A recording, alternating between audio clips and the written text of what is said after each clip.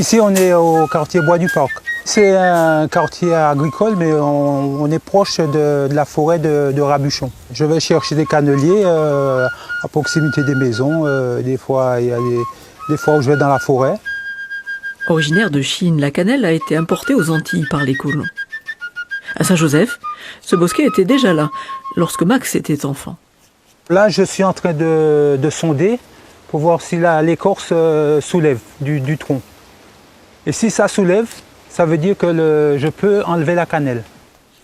C'est une histoire de famille, ça a commencé depuis mon plus jeune âge. Mes parents, ils étant agriculteurs et ils faisaient aussi de la cannelle pour compléter les revenus.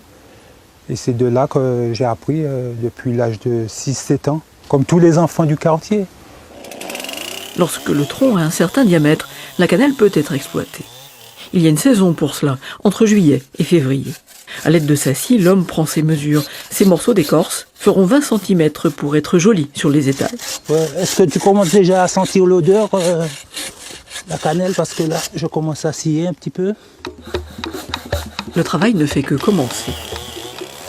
Des heures, parfois une journée de travail. Et les marchands qui revendent ce produit n'en ont aucune idée. Ah non, pas du tout. Ils pensent peut-être qu'on enlève justement, et puis juste comme ça, et puis c'est fait. Mais il faut d'abord enlever la petite pellicule qu'il y a dessus. La mousse et la peau de l'écorce nettoyée, la cannelle embaume et rougit à vue d'œil. Détacher la précieuse écorce n'est pas un travail pour les impatients. Alors oui, je fais avec beaucoup de soin pour le transport. Alors je les empile afin que ça ne se casse pas.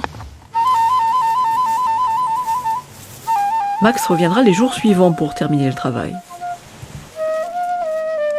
Selon le temps qu'il fera, pluie ou soleil, la cannelle peut sécher en 3 jours ou 3 semaines.